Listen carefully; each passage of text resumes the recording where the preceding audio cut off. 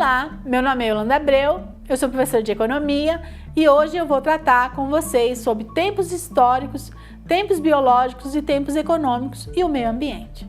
Para Tiesi, em seu livro Tempos Históricos e Tempos Biológicos, de 1988, é necessário explicar ao biólogo que somos evolucionistas, mas que uma evolução demasiadamente rápida pode ser contrária à sobrevivência da espécie humana ou à justiça social. É necessário explicar também ao físico-químico que ninguém duvida das leis da termodinâmica, justamente por sabermos que as atividades humanas criam entropia, às vezes devemos freá-las. É necessário explicar aos economistas que sua visão dos processos produtivos não pode prescindir dos conhecimentos termodinâmicos e biológicos. É necessário explicar ao historiador, ao sociólogo, ao humanista que a história, o relacionamento entre homens e a sociedade não são alheios à biologia, à ecologia, e que chegou a hora de parar de considerar separadamente esses fenômenos, integrando-os em um plano cultural inédito e, para ser mais exato, interdisciplinar.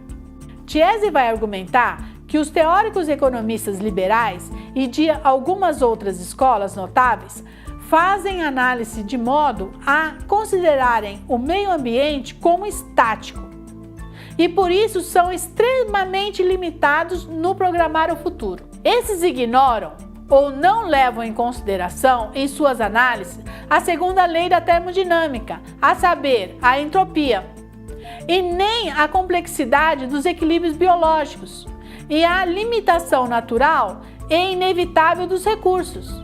As culturas humanistas, sejam marxistas ou capitalistas, carecem de um parâmetro fundamental em suas análises históricas, o tempo biológico.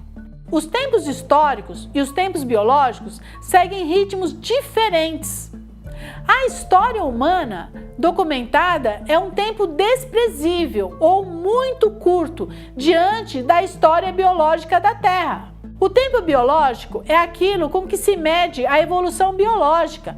Sua unidade de medida é na ordem de milhões de anos ou mais, como por exemplo, centenas de milhões de anos separam a origem da Terra e o aparecimento das algas, bactérias, peixes, dentre outros. Mas o tempo biológico também é aquilo que se deve medir o futuro.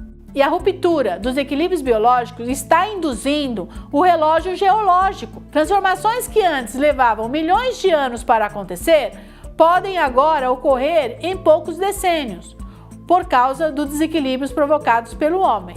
Ora, a teoria econômica não só ignora esses conceitos, como acrescenta um outro, que poderia ser resumido pela famosa frase: tempo é dinheiro. O progresso é medido pela velocidade com que se produz. Chega-se mesmo a imaginar que quanto mais rápido nos servimos dos recursos da natureza, quanto mais avança o progresso.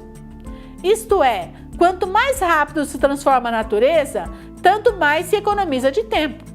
Assim, o tempo econômico é inversamente proporcional ao tempo biológico. Esse pensamento de que o tempo é dinheiro criou a partir da Revolução Industrial condições de desequilíbrios que propiciaram crises ambientais, energéticas e econômicas que já vivemos no século passado e estamos ainda vivendo. Uma vez que consumimos compulsoriamente os recursos naturais e utilizamos combustíveis fósseis para produzirem energia, contribuímos para o comprometimento do fornecimento dos serviços ecossistêmicos.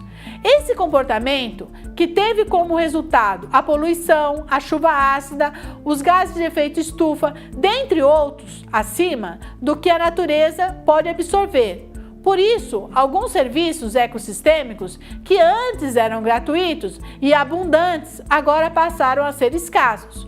Outros se esgotaram e ainda outros começam a ser precificados pelo mercado. Ainda como consequência, temos a vulnerabilidade dos mares e oceanos, da agricultura, da atmosfera e do clima. Esses eventos passaram a comprometer o sistema de produção de alimentos, produção de água, dentre outros, que em alguns países levaram à guerra, à disputa de territórios. Essas são as consequências de não respeitar os tempos biológicos, históricos e nem os direitos das próximas gerações. Atualmente, esse é o comportamento do homem que vive no mundo pós-moderno, com visão de curto prazo, utilitarista, onde somente o dinheiro, o prazer imediato e o consumismo desenfreado são valorizados. E o amanhã não existe, e muito menos as futuras gerações. Na descrição desse vídeo tem uma lista bibliográfica sobre o assunto tratado aqui. Se você gostou, se inscreva em nosso canal e clique no sininho para receber os próximos vídeos. Muito obrigada!